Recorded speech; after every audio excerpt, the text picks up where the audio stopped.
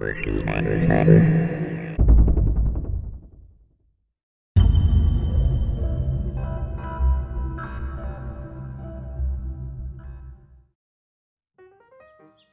everybody, it's about time we do a new studio tour, as the old one is about 2 years old. So welcome to the 2021 studio tour of RGM Studio. As you can see, we are in the backyard of our house where my studio is located. The studio is a separate structure from our house. It's 7 by 4 meters and is specifically built for music.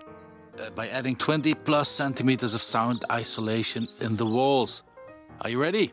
Let's go inside.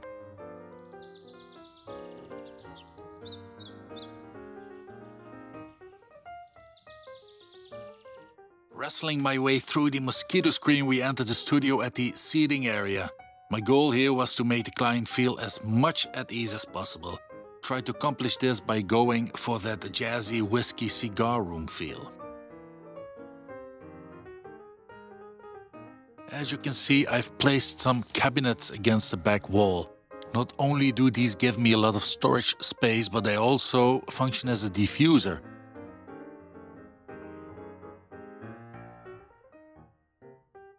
On your right, you can see my dog relaxing in the chair. If my clients are at ease like this, the goal is reached. Going up, you can see my framed poster of the Rat Pack, Frank Sinatra, Dean Martin, Sammy Davis, Peter Lawford, the old RB production logo on the right side. Here we can see some of the work I've done. Obviously I didn't work with Elvis Presley, but there's some of the albums that I played on myself and some I produced. On top is my producer certificate. Below the air conditioning unit.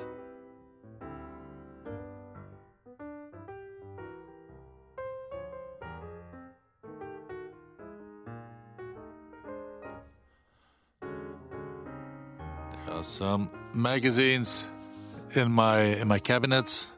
Recording light, of course. It's always on, so I'm always recording. Some gifts from friends I've received. Iron Maiden, Eddie, Trooper Beer. Some of the Interface magazines, which is a production magazine here in the Netherlands.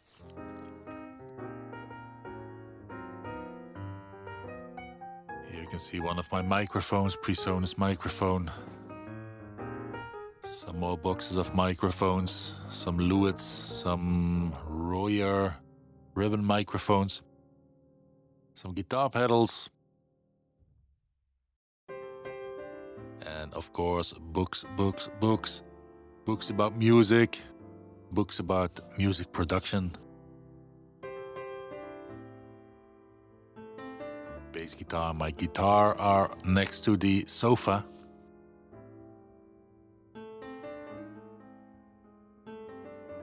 And here is, of course, very important, something to drink. Dog is still impressed.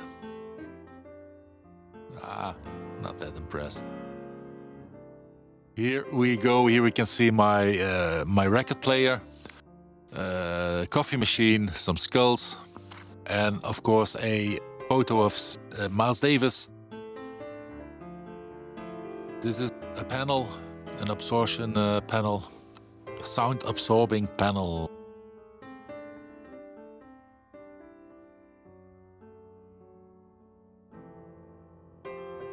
Here we go to the side of the room where I do the production work itself, my desk. The desk itself is a Busso Audio Producer XL desk. Really nice desk. Ideal to store some rack units, but also enough desk space. Go to my screen. It's the Acer Predator Z35P. Ultra wide screen, and on the right side I have a Philips 42-inch monitor. Here we go to the speaker monitors. Is a Yamaha HS8 set. I got used to them and like them a lot. I've switched from tannoy to these, and I actually prefer these. Here you can see the Behringer X-Touch, which is the door controller I use. It saves me a lot of mouse clicking. It's ideal for faders, for doing automation. Here we have my two sets of headphones. This one is the Biodynamic DT770 Pro. This one is the AKG. The Biodynamics I mainly use for tracking, as they are close back. The AKGs I use for mixing, open back. Here's my computer. It's a 2021 Mac Mini with the Apple M1 silicon chip. Really fast. My left side rack space. Here we can see my interface, which is an Apollo. The top unit is a Sonic Ultramizer from Behringer. I don't really use it. There's some patch bass here. A little bit of overkill, but they are still there. And of course, like I said, my Apollo unit on the bottom. Going to the right side, my right rack space. The top unit you can see is the ART, or ART, what you want, Pro VLA2 compressor. And on the bottom is the Avid 11 rack for guitar work. The back you can see the Palmer Capo, which is a reamp box.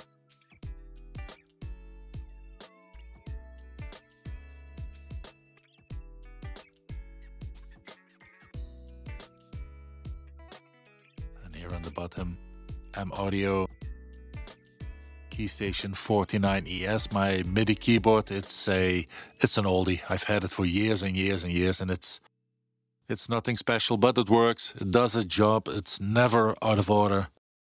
Here I have some spare Behringer recording headsets, close back of course. Some cables, a lot of cables. You can see the bass trap in the corner, the black bass trap.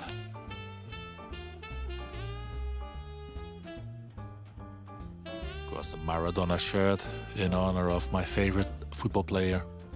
The old RGM Music Production logo is also a sound absorbing panel. It will be replaced. As well as the 3 Red Pack members you can see on the wall. These will not be replaced. I'm a big Red Pack fan, but Sinatra from left to right, Sinatra, Sammy Davis Jr. and Dean Martin, also sound absorption panels. Below them you can find my selection of amps. The Ashdown bass amp, the Bujera guitar amp. The Hardkiss set is not mine, it's here for a client. Here's my main vocal microphone, the Rode NT1A.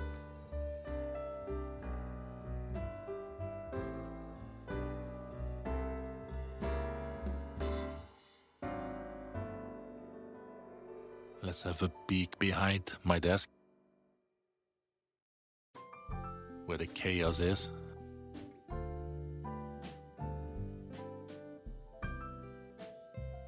It's a spaghetti of cables behind my desk, but first you can see the other bass trap, of course, on the right side of the room. There's a little Behringer unit over there, but here you can see I really need to tidy this up. It's chaos, but it's functional, so I'm too lazy to do that, to be honest. I have some external hard drives, 3 to be exact, to make sure everything is backed up properly. As I've said before, here is the Behringer unit. It's in the corner over there. It's a little mixing desk which I sometimes use for vocal tracking, so that the singer has a degree of control of the volume levels of what he's receiving in his headphones. But in all honesty, with the new Apollo software, it's much easier to do this via the Apollo software. Here above, you see my cables. Above the cables, you can see some paintings that my mother made. My mother's an artist. Going back into the room, you can see the chair. chair is very important, of course, because you make a lot of hours in the room. A good chair is really, really important. The thing I like specifically about this chair is that you can tilt the armrest, which is extremely easy if you want to play some guitar. I like this one. It's one of the things why I chose this chair. But this is ideal if you want to play some guitar. The armrests are not in your way at all. Well, ladies and gentlemen, this was the studio tour. I hope you enjoyed it, and I hope to see you soon. Thank you.